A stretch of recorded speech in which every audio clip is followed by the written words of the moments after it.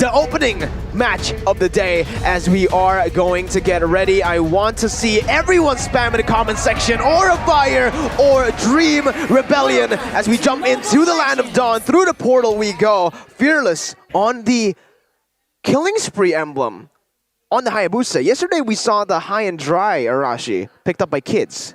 Right, so a different approach, and I think it makes sense depending on how you want to play it, right? The emblems really will depend on how you want to play out the game and what exactly you're aiming for. So I guess for Fearless, that is the choice he goes with. We have to see if it is more effective. He will have, in a sense, a bit less strong of a 1v1, but if he is planning on playing with the team and relying on everyone else to just set up and you know, enable him, I think it's okay of a choice, as Fluffy already cuts the wave. He's attempting to go for that early roam. Yeah, and on that note, on Fearless, he also will have the sustainability to, when it gets dragging, and if he's able to get those kills or even those assists, he will be able to sustain a bit longer than perhaps Aura Fire here, as High is on that High and Dry and the Fanny, so they're going to be looking for a lot of pickoffs on the board, and this is already hinting towards the kind of gameplay that both teams are going for. But here, Kai. Oh, 1 HP, still able to pop that regeneration, getting out of harm's way, but Highs, oh my goodness, the pure aggression with the BMI under the turret, securing first blood and freezing the wave. In the mid lane as well though, we do see that Suelo is able to flicker in, Facehugger taken down, Fearless on this Hayabusa, picking up a kill, and even in the bottom side, man, it's just trades across the board, and this is what we expected, that early game domination or the early game fights to secure the domination. Now, Rebellion Zion is leading in that regard, but once again, I'd like to highlight the fact that, sure, it's great to get those pickoffs on the board, but what can you translate this onto? But now Fluffy here might be caught. Oh, he does have the flicker here. Shadow kill pop, and there you go. He was saving the flicker just as he sees the shadow kill. He used it to get out, and here we do see a setup onto the turtle, as that's gonna be Suelo jumping into the back line. Facehugger has the black shoes, will pop it instantly. Go Diva with the shield, able to get out. Dyron doesn't have the I'm offended. Aura Fire disengages, and Rebellion take the victory in the early stage of the game. Well, early on, Rebellion already playing it very, very well. They are able to control the game so far, and for the most part, even when Aura gets a trade on the bottom side, they're able to take out Highs once, but he's able to get a kill as well. So overall, Rebellion Zion is just doing really well in all aspects of the game right now. Even on the bottom side, right? Like, well, Chai did actually get the steal on that gold buff, but Highs, with that kill lead, it's going to be pretty tough for Chai to actually look for those weakness points. Remember, if Claude brings sprint and he has full stacks, he moves faster than the one who's jumping around. Yeah, that might actually make a huge difference later on, especially when everyone starts grouping together. But now already more contests as High looks for something around the board. The thing is, with the fact that he has the High and Dry, he isn't able to particularly get any pickoffs on the board just yet. High is very good at playing the early game as well, but with the Fanny, he hasn't been able to actually secure as many insane highlight moments as Kabuki. We've come to expect this, but you know, we have to see if that is okay, because Aura Fire, they want to get rolling early on as well. Late game, they do have 1-1 and Lilia, but the Fanny pick will drop in efficiency, so I think they are going to try their best to try and make that work, maybe in the mid game. They might be looking for a dive here. Luminant Blast on towards Wijanarko, who is able to dash away, but look at the weakness points. Almost everything popped in. High gonna get caught in the circling eagle though, as High gets taken down by Wijanarko. A very good knockout, and that's gonna be Fearless jumping in on the Facehugger, forcing the black shoots to come out, and Rebellion winning out of the trades, even winning out of the setup as they push in the mid lane. I just don't feel that Fanny is one identity with High, but look at this. Fearless forced to use that shadow kill and actually gets taken down by Facehugger there. Wow, both teams going really, really aggressive here. And so far, the lead is still on Rebellion Zion, but this game is shifting more towards a late game situation. And both teams in the late game, it becomes a matter of setup here. I think overall, though, Rebellion Zion has a bit more of an edge, so I think Aura Fire, they need to play the game with a bit more urgency. High with a High and Dry. We need to see more from his Fanny right now, because as of right now, it is Rebellion controlling the game as Godiva goes in for the stun. Fluffy trying to look for the opportunity, go for the Jikundo. That's going to be the Retribution battle. High winning it out. Dyron, though, doesn't want to stop it. That goes in for I'm Offended onto Godiva, the Circling Eagle as well. That's going to be the Cold Ulcer placed, and it will be dropped as Suelo loses all of that Cold Ulcer HP, but they win out in the team fight, and a neutral objective traded in for a kill. Both teams need to try and get more pressure as far as the turrets are concerned, because with that aggressive playstyle, with them all just ganking and skirmishing like this, the team with less turrets will have less control and less ground to try and make plays with. So if they can actually make a play towards one of the lanes, maybe orchestrate a dive and take out one of these turrets, that's going to be very, very useful in setting up the momentum towards that mid-game 8-minute, 10-minute mark. Yeah, so far we're going to see that both teams are battling out, but once again, that bottom side, like you mentioned, Arashi, I think Aura Fire, they're looking for something here. They're looking for an objective, but so far, Rebellion Zion has denied it on all fronts. Right now, Hai is just finding it very difficult to try and find reliable targets here. The only real member he has threat against is maybe Hai's with some setup, with a stun perhaps from Godiva. Everyone else, they're just a bit too tanky, or they have some outplay available, a CC, a dash, and that is making it very difficult for him to play. And we already mentioned, it doesn't seem like this hero really suits his playstyle, and with a killing spree, I think he needs to go a bit more proactively, but Rebellion Zion, they're playing it really well, and they're making it very difficult by how they're maneuvering and by their draft in the first place. And even here, it does feel like, Aura Fire, they're making the proactive movements on the map, but they're not really able to push on the pace. Even Fluffy in that XP lane hasn't really been able to do anything, as in the mid lane, he does go for the clear. He is going to be chunked low. Both teams already rotating to the bottom side. He's got to be careful using the BMI to get out of the weakness point range, as Godiva comes in to the stun for Janarko, but both teams, again, disengaging, and Aura Fire look for the turtle. This is very uncharacteristic of Aura. They usually go for the fight just all around, but here, they're playing it a little bit more objectively. Let's see, with no Chiat, it's going to be tough for the side of Aura Fire. Rebellion 4v4 right now. Top side getting pushed in. Hai going to go in for the Retribution. His Fearless comes in, but the way the Dragon brings him out, and the Numenor Blast connects as well, but perfectly timed Cold Ulcer by Suelo, getting him out of harm's way. Hai jumping in on Suelo with the cables, almost taking him down. Suelo taken low, but Hai, unable to finish him off, will just back off with that Retribution on the turtle. Basically going to take it low on by the Shadow Kills. The I'm Offended comes in, bringing Godiva back, but the shield is soaking in so much damage. In the end though, it's Suelo picking up the kill, and they convert on the mid lane objective. They also have the top lane tower as well, so Rebellion Zion, they're winning in terms of those towers, but Aura Fire was able to take 2 versus 1 turtle so far. But look at this, once again, Aura Fire, they're trying to deny something here, but Rebellion Zion, once again, still being able to be as aggressive as they want to be. There's a lot more tools, a lot more dashes. They have Fearless, who is able to be a lot more efficient, a lot more dynamic than Hai on the Fanny. And they also have the Matilda, which allows them to play a lot more aggressively, because there is a plan B. There is a backup escape plan, as Kite here gets chucked very, very low, and he's not backing away. Oh, that's too much damage to handle. The flicker by Suelo to finish the kill off with Janarko. Jumping with the Circling Eagle. Suelo popping the Cold Ultra, but Blazing Duet popped here, zoning Hai away. Numenor Blast was used, but Rebellion, man, the way they disengage, this is a clean game by Rebellion. Yeah, they're repairing what they missed yesterday and in their previous matches as well. But now, for the side of Aura Fire, the one thing that I wanted to talk about was Hai.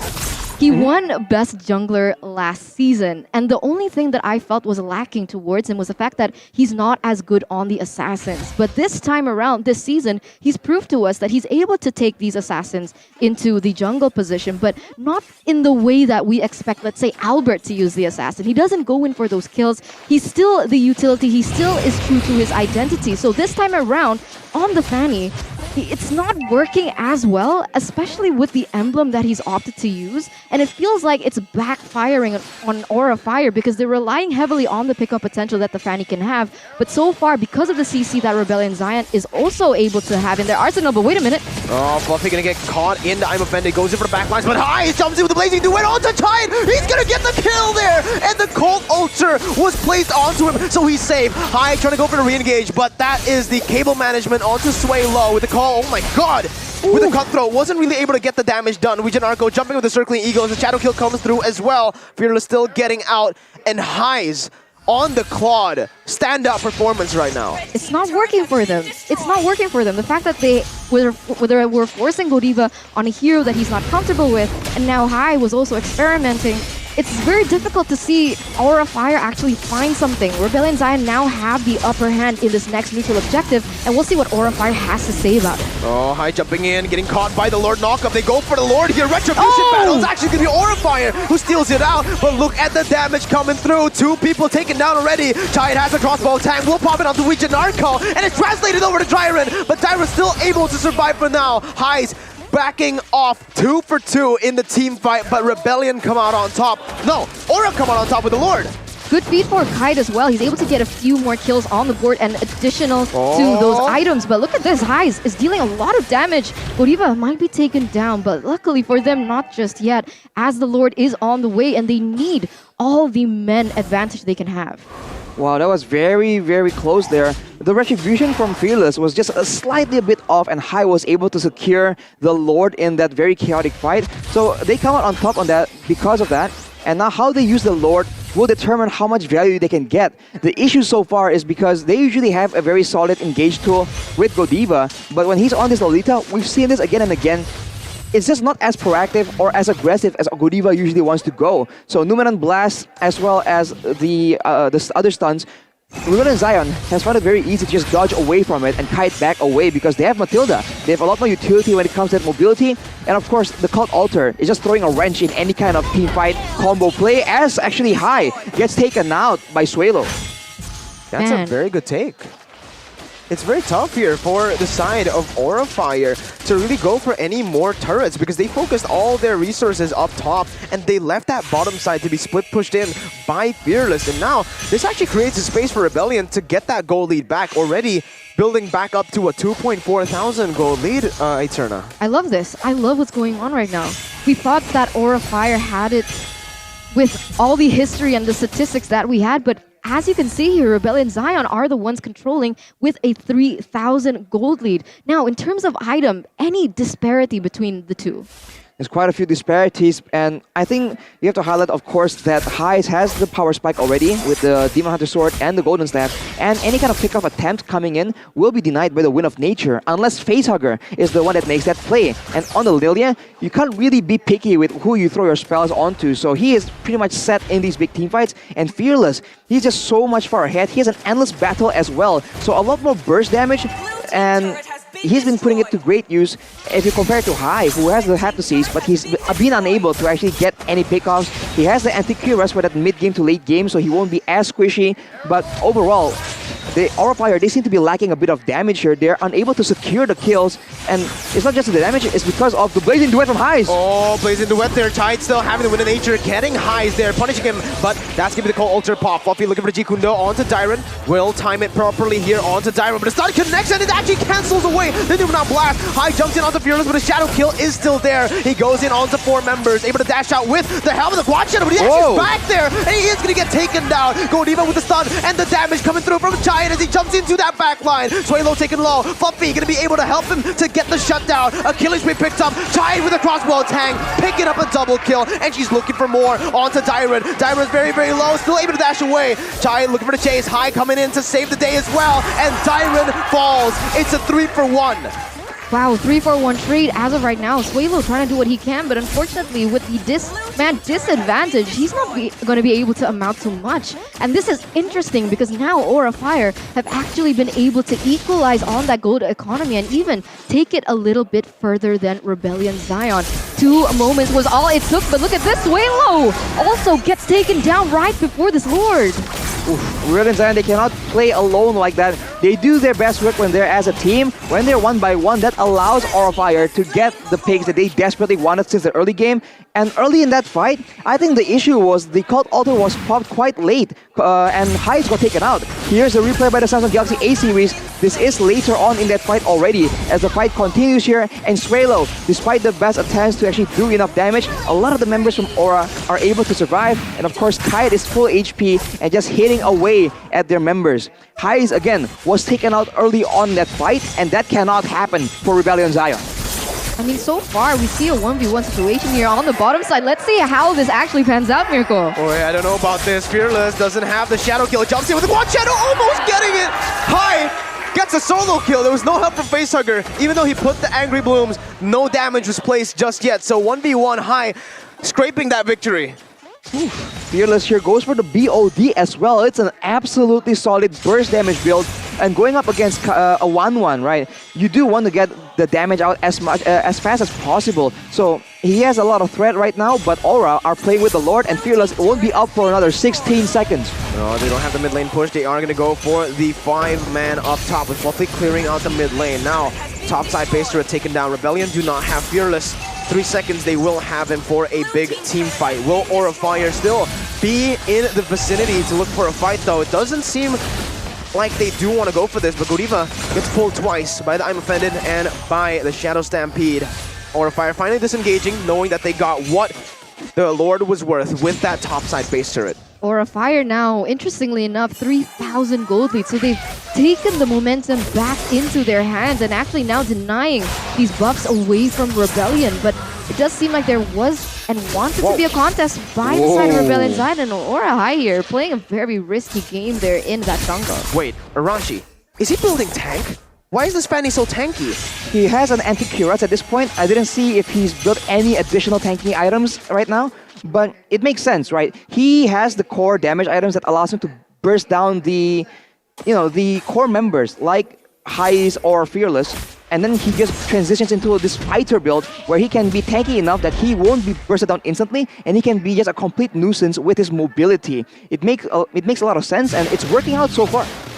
Oh, it seems like Aura Fire, they might be setting up for something right now. And when you were talking about damage, I felt like Rebellion Zion was lacking damage. It does seem like they were opting for a double support meta, but look at the sandwich come to play. Fluffy with the predictions, with the G-Kundo flicker onto the last quad shadow. But I'm Offended, connecting all the 3 members, the Blazing Duet, dealing so much damage onto the front liners, and Giant taken low. Now it's going to be Highs who gets silenced in. With an nature pop, but Swaylo picks up the kill. Now it's going to be High jumping into the Highs, has the immortality there, but will be popped in that fight. Godiva trying to disengage. It's 2-for-1 for Aura Fire, but Dyron goes again for the I'm Offended, getting the immortality of Godiva, and Facehugger falls as well. Godiva's gonna fall, and even the High, his recall was cancelled away by Regen Narco. They're gonna go for a few more kills. Fluffy getting out, but the immortality there was popped in by Swaylo's first ability. They're looking for the kill. Godiva with the shield coming in as the way the dragon comes through. Fluffy trying to run, gets slain. They might even go for one more, but they disengage. A 3-for-2 in the fight. Man, just when you thought that Aura Fire had the upper hand, it's Rebellion Zion being able to put up a fight, and even with the favorable trade,